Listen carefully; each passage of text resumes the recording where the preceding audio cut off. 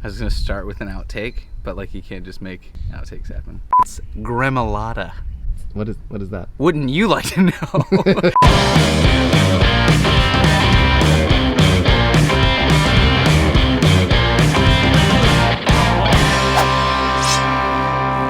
In this video, I want to show you guys something really, really fun. Today we're going to be cooking a Rastelli's ribeye with the Gremolata and some beautifully caramelized asparagus and carrots. It's going to be good, CJ. If you say so. You're going to learn something. I love learning. I'm hoping you learn something. Reading rainbow of food.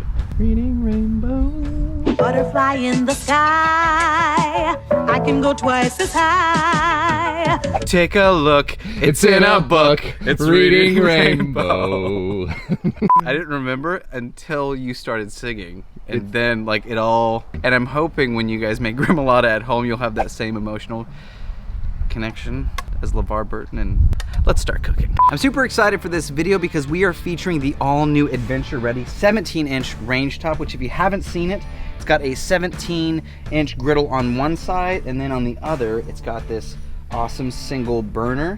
I think this is gonna come in really, really handy if you're out camping or doing any fun stuff like that. I'm not using the burner today, we're just using the griddle top, but this will work on your bigger griddles or your smaller griddles, or on this new 17 Adventure Ready.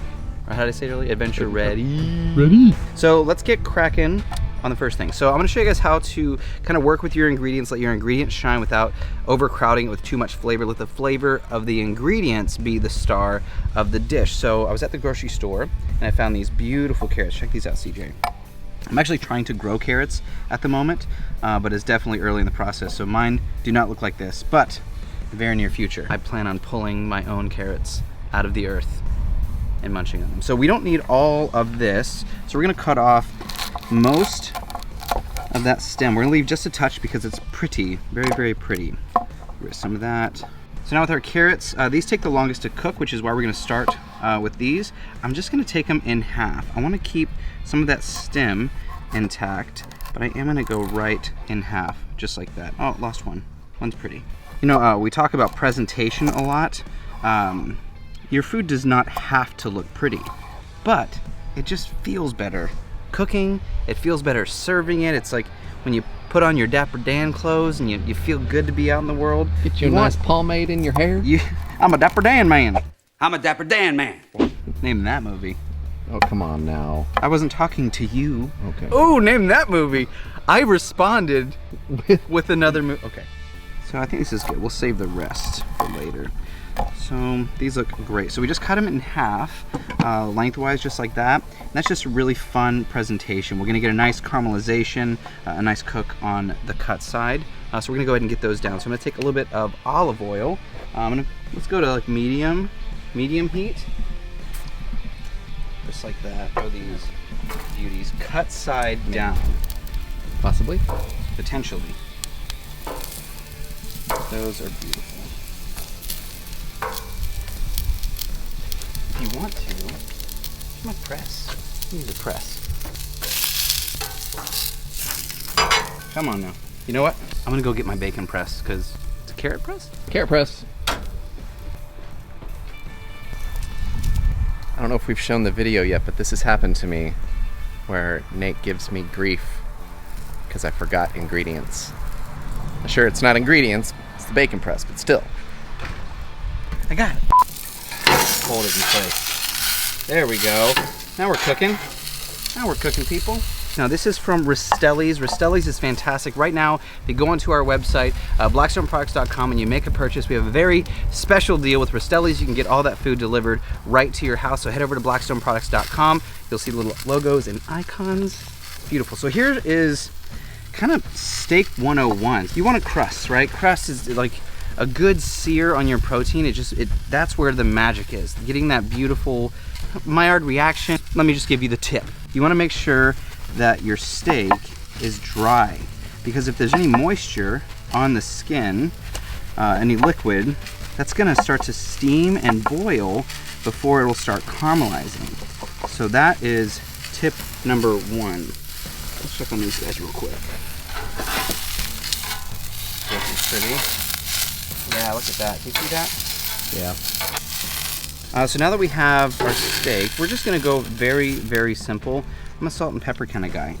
I like to be fairly generous with my salt. Sometimes when people have my steaks, they wonder why it's so good. Or if you go to a restaurant, you wonder why it's so good. Most of the time, it's because they added a ton of seasoning. So don't be afraid. That's beauty. Salt and pepper, and that's it. We're going real simple, real basic. These are fantastic steaks.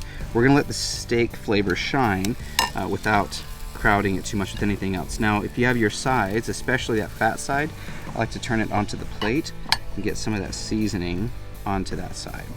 Every inch of our steak is seasoned. We're gonna go ahead and get this on. So I'm gonna take this over here. Come with me, CJ. Now, I've already got a little bit of oil, but I'm gonna add just a touch more. That's what we want. We want that high heat. Get that immediate sear. Let that caramelization start happening as quickly as possible. All right, let's get over here. Let's talk about Gremolata, shall we? Tell me about that. How do you spell that? What you gotta? G-R-E-M-A-L-A-T-A. What you just said is one of the most insanely idiotic things I have ever heard. I award you no points, and may God have mercy on your soul. Actually, let's throw these on real quick. So I've got my asparagus. You guys know this trick. If you want to find out where the fibrous part of the vegetable ends, that's where it ends. So it'll snap on its own if you just give it a bend. That's where the fibrous part stops. I'll just do a bunch of those. And if you want to work a little bit more toward preparation or presentation, I should say, you can take your knife and take the ends of these, cut a nice long bias. Just gives you a much prettier presentation. What do you think about that, CJ? Yeah, that looks awesome. So we'll give it the pretty effect. Beautiful, I love that. Making your food delicious is important. Adding that extra little bit just to make it pretty, just next level, man. Let's take these. Ooh, let's put that down in the beef fat. See, now we're compounding our flavors. We're letting the flavors of our dish kind of marry with one another. That's what I'm talking about, CJ. It's next level, bro.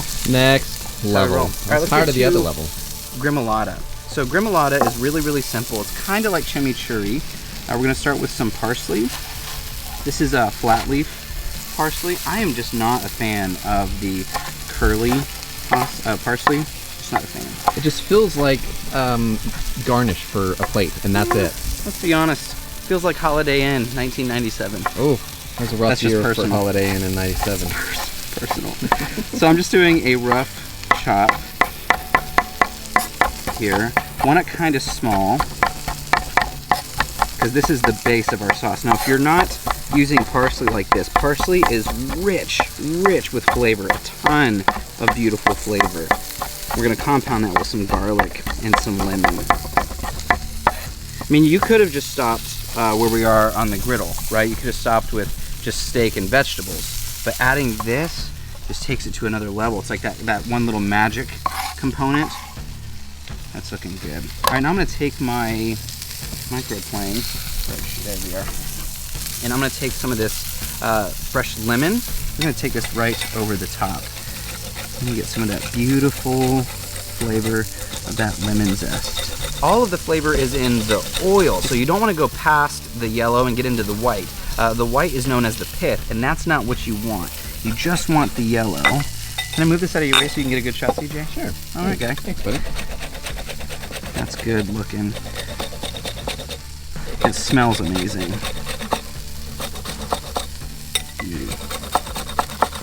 Pretty potent. You don't need a ton. We're also going to grab some of this garlic. Now today I have some elephant garlic. This stuff is big and beautiful. I'm just going to take the end off like that. Give it a smash. Makes it easier to peel. Look at that. Here you Jeez, go. dude. They were not joking. Yeah. Okay, let's go. Let's flip our steak. Come check this out. There we are. Getting close. You see that bubbly, crispy skin? That is the magic. Beautiful. Man. I mean, we're going in real time here. This isn't taking forever to cook, right? So one of the things I love about cooking on a griddle is I can do all of this at the same time, and it's just not something you can do on a traditional grill. I don't remember oh, there we are. So I'm gonna do the same thing with my garlic. So I'm gonna microplane this so it's nice and thin. This is just so that our garlic is nice and fine. We're not getting a giant bite of garlic, mostly because this isn't going to be cooked, right? This is all raw, so we want there to be a nice, lovely, mellow garlic flavor. I'm going to take the rest of that garlic that I use on the microplane. This is going to do a little rub twist. You know why, CJ? Why? Because we can. Oh! You know what else I'm going to do? What? Because it sounds fun. I'm just going to sit that right there. You were right. That does sound fun. All right, so I'm going to hit my Gremolata over here. This is what we have so far, with just a little bit of salt and a little bit of pepper and just a touch of olive oil, not too much. With a chimichurri, you know, you're adding up quite a bit. CJ, we've made that before. Oh, a lot. I actually think I made that for you the first time ever. You did. Oh, one more thing that I want to do. I'm going to take that lemon, I'm going to squeeze it. I'm going to get a little bit of lemon juice in here. Pass some of those seeds. This is going to just brighten up that flavor, give us some good acidity, get a lot of savory going on. A little acidity helps brighten up that flavor. That's beautiful. All right, here's this. All right, a touch more olive oil here. We're making make ours just a touch saucy. Man, that's gorgeous. I dig it. I dig it. Put this off to the side and let's get over here. We're almost there, CJ. See how that's good. Oh yeah, look at that. Now I'm gonna cut this in here.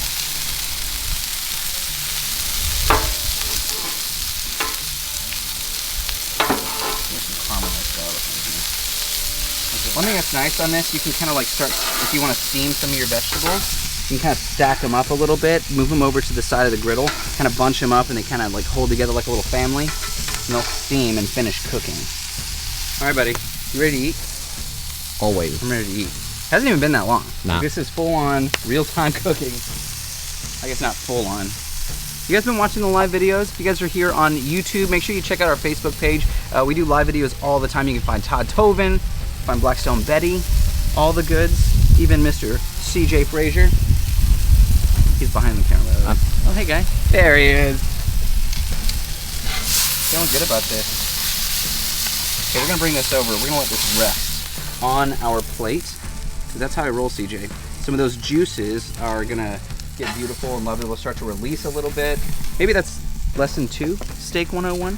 After you've got that beautiful sear, you want to let it rest. Something that happens on the inside, all that liquid on the inside starts to bloom out, making it a kind of an even release of juice. If you just start slicing into it now, the internal temperature and the external temperature, you cut it, it just kind of all falls out. All of your juiciness by the wayside. Super sad. Can you see up close some of that garlic? Just right on the top. Blackstone Betty would be proud.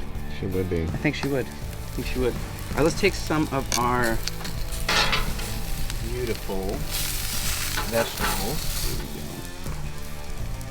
Just like that. A couple more. Remember, we were talking about presentation. We want to keep this pretty and lovely. That feels great for me. And our carrots.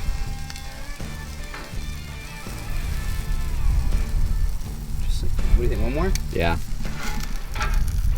And you can see when we kept those stems on, here's where it just has that really beautiful plate presentation. Now we're gonna take that beautiful Gremolata, this right here. I mean, can you see that, CJ? Can you? Yeah. It is just crazy, crazy beautiful. The aromas, oh my gosh. We're gonna go over the top of our vegetables, just like that. Now this is nice because you can put your steak into this. Here's that last little thing I'm gonna do. I'm gonna take some olive oil, just a little bit, just for presentation, and we're gonna just do a little drizzle, just like that. I'm gonna hit it with some fresh salt over the whole thing, a little bit of fresh pepper over the whole thing, just like that. And we have that little bit of garlic that we started toasting over here, if you are so inclined, because I absolutely love garlic. Turns out I am inclined. And just toss that right on top. Check that out, CJ. Yeah. Right? Yeah. That is stunning. It's simple. It's elegant. Very simple ingredients. The trick is just kind of take your time as you cook. Let flavors. Let your flavors compound one another, so your food tastes like it was a family, like it made sense for those flavors to go together. I mean, these carrots, it was just carrots, right? We didn't even put salt and pepper on those carrots. We're just letting that bright carrot flavor shine. The asparagus, same thing. I mean, we hit it with just a little bit at the end, but you don't have to push flavor into other flavors. Let flavor be itself. I'm getting nerdy. Am I getting nerdy? Stop nerding out on me. I'm nerding out. If to get like, if I could, I'd give you a noogie right now. A nug? When was the last Give time me you a ever n- said noogie? No, probably the last time I got one. All right, let's see how we did. I'm gonna cut right over here on the side. Man, this is juicy. Beautiful. I don't know if you can see how crazy juicy this is. Holy cow, it's just dripping. Oh man. So this is actually going to bloom out. Here's something else too. A lot of people think that they've overcooked their steak, but it takes a second, and once you cut into it, it'll start to bloom out a little bit more, and you get a darker red color. I mean, I don't know if you've experienced this before, but you pulled it off when you thought it was perfect, and see, I don't know if you have, CJ, and you cut it, and like 5 minutes later, you're like, oh my gosh, it's super rare. Yeah. Right? So it's not rare, it's just blooming out. So this will happen in a second, but before that does, dude, can you see that? Holy cow, so good. Yeah? Talk to me. Talk to me, Goose. That was just the meat. Unbelievable. I'm gonna get some of that Gremolata. This is so good. It's like a happy set of flavors. You have all that savory in the steak. You have all that bright, earthy tone in the Gremolata. I'm even getting the carrots. Check these guys out. Nice and tender. You see that? They didn't take very long Dude. at all. Yeah. Not crunchy. Not too soft. Perfect. On point. So good. You know, what's the rule? If you serve garlic, everyone has to eat it. Right? Isn't that the rule? I didn't hear about that rule. Well, yeah, because if you're eating garlic, Yeah. and then the other person hasn't eaten garlic. Yeah. There we go. Gorgeous. Rastelli's ribeye. Touch of Gremolata. Asparagus. Carrots. Beautiful flavors. Compounding them, making them work. One of the things I really want to stress to you guys is the idea of becoming a good cook. It's not just something that happens overnight, and it's certainly not something that happens with a really fantastic recipe. That's just like IKEA. Like, it's a really good build, and you learned how to build it because you followed how to do it. Actually, that never happens. I No. always have extra pieces with IKEA. Yeah. Always comes out looking like something different. Yeah. Anyway, horrible metaphor. I just ruined everything. Can we just start that over? One of the things I want to stress for you guys is becoming a good cook doesn't happen overnight. It happens like as you cook. So you need to cook, you need to eat, and then you need to repeat so that you start building that repertoire of flavor and technique so that you're not depending on recipes only. You're using those recipes as like your cover songs, right? You're learning all those songs from all your favorite bands, and then you're able to write your own, which is where I want you guys to be as soon as possible. And I'm gonna eat some more because dang, so good. You want some of this, CJ? Yeah. Well, you can't have it. I never did like you. Oh well. All right. I'm gonna eat. I'm gonna enjoy this. Probably share some with CJ because he's my friend. Yep. Well, thank you guys for watching. Be sure to like, comment, and subscribe. Let us know what recipes or tips and techniques that you want to learn in the future. Be sure to check out blackstoneproducts.com. We got a special deal going on with Rastelli's, and make this at home. Send me a picture. Tag us with @BlackstoneProducts. I'd love to see what you guys are cooking on. I'm Chef Nathan Lippy, and I will see you guys